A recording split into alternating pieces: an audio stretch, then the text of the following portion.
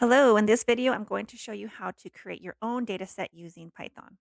This is very helpful if you want to practice data for Python, Excel, SQL, or Power BI projects, but you don't have a real data set yet. We're going to generate a realistic sales data set with columns like order ID, order date, region, product, category, quantity, unit price, discount, and total price.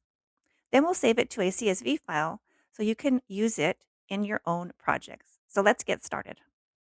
Creating your own data set is a great skill to learn, especially if you are practicing data analysis. Sometimes when you're learning Python or building a portfolio project, it can be hard to find clean and useful data. So instead of searching everywhere online, you can generate your own sample data set.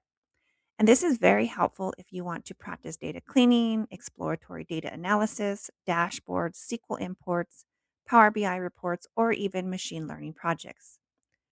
So in this example, I'll create a sales data set with 800 rows.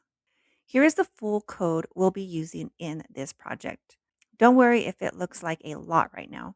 I'm going to break it down step by step so you can understand exactly what each part does. So by the end of the video, you'll know how to build your own data set and export it as a CSV file. So I am in my Visual Studio Editor. So if you want to know how to download this, I will link the video in the description below where I show you how to download this step by step. First, we import our libraries. We are using Pandas because it helps us create and work with tables of data. We are using NumPy because it helps us generate random values like numbers and categories. These two libraries are very common in data analysis projects, so this is a great beginner exercise. Next, we set a random seed. A random seed makes sure that every time we run this code, we get the same random results. This is very useful when you are practicing teaching or sharing code with other people because everyone can reproduce the same data set. So even though we are generating random values, they stay consistent when using the same seed. Here, I'm setting the number of rows to 800. This means our data set will contain 800 records or 800 sales transactions. You can always change this number later if you want a smaller or larger data set. Now we build the data set using a Python dictionary. Each key becomes a column name in our data set. So let's go through each one. Order ID. For order ID column, I'm creating customer IDs like ORD 1000, ORD 1001, ORD 1002, and so on. This is done by using a list comparison, which is a compact way to create a list in Python. Order date.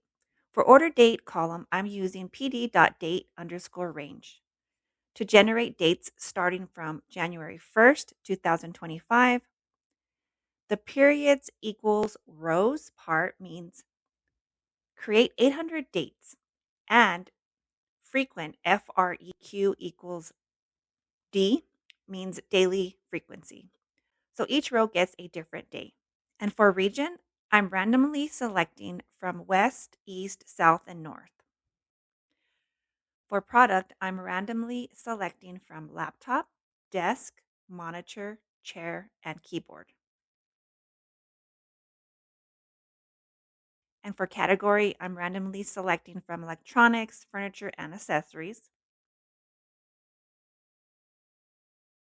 For quantity, I'm generating random integers from 1 to 4.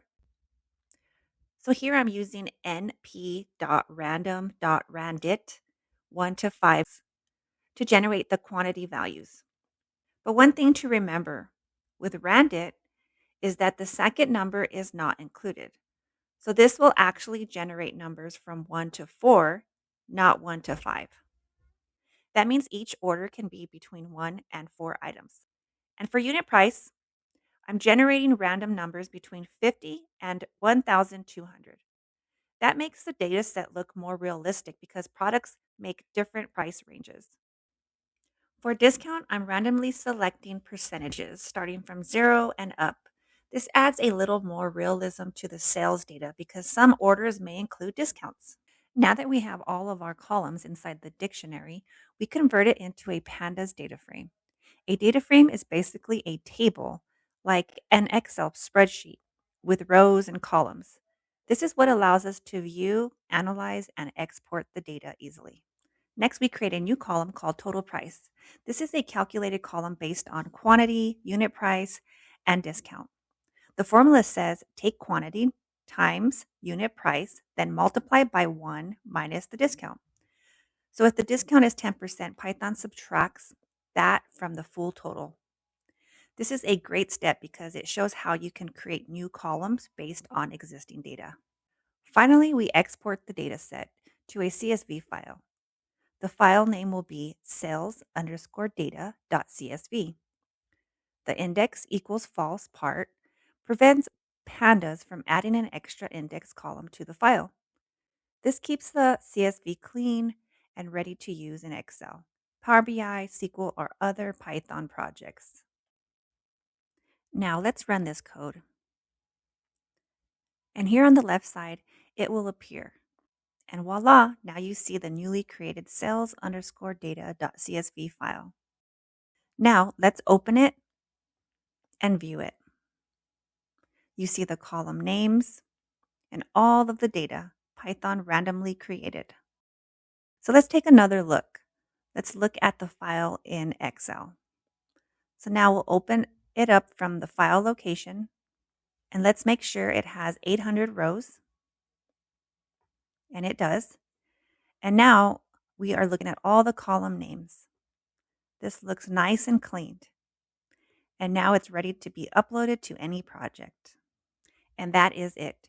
We just created a full sales data set using Python. In this video, you learned how to import pandas by NumPy, generate random data, create dates and order IDs, build a data frame, calculate revenue, and export everything into a CSV file. This is a great beginner project because you can now use this data set for data cleaning, dashboards, analysis, and reporting practice. If you found this video helpful, give it a like and subscribe for more beginner-friendly Python, SQL, Excel, and Power BI tutorials.